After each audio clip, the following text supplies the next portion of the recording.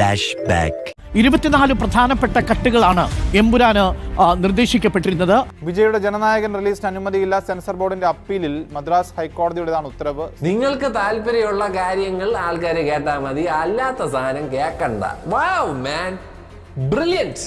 എന്തും ഈ സൂര്യന് ചുവട്ടില് എന്ത് നെറുകേടിനുമാവും ബലരാമന്.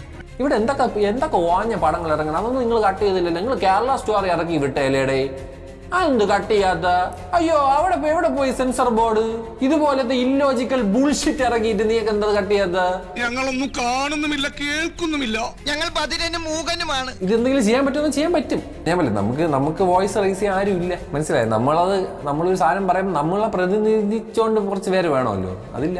അവർ പറയും ഇത് ഇന്ത്യയാണ്, ഇതിങ്ങനെയാണ് എന്ന് പറയും. ഇങ്ങനെയാണ്, അതൊന്നും ചെയ്യാൻ പറ്റൂല, അത് മാറൂല. ഏറെ വിവാദങ്ങൾക്ക് വഴിവെച്ച കേരള സ്റ്റോറി എന്ന സിനിമയുടെ 2ാം ഭാഗം തിയേറ്ററിലെത്താൻ ഒരുങ്ങുകയാണ്. ഇതെന്ത് ന്യായം, ഇതെന്ത് നീതി, ഈ വിവരമില്ലാത്തൊരു അധികാരത്തിലിരിക്കുമ്പോൾ, മുകളിലിരിക്കുമ്പോൾ ഉള്ള പ്രശ്നങ്ങളാണ്. ഇതോടനുബന്ധിച്ചുള്ള ട്രെയിലർ കഴിഞ്ഞ ദിവസം പുറത്തിറങ്ങിയിരുന്നു. നിർബന്ധിത മതപരിവർത്തനവും കേരളത്തിൽ നിന്നുമുള്ള യുവതി ബീഫ് കഴിക്കാൻ വിസമ്മതിക്കുന്നതും എന്നാൽ ബലം പ്രയോഗിച്ച് കഴിപ്പിക്കുന്നതുമെല്ലാമാണ് വിമർശനങ്ങൾക്ക് കാരണമായിരിക്കുന്നത്. കൊള്ളാം, നന്നായിട്ടുണ്ട്, നല്ല കോൺസെപ്റ്റ്. भूखी मर जाऊंगी लेकिन बीफ नहीं खाऊंगी.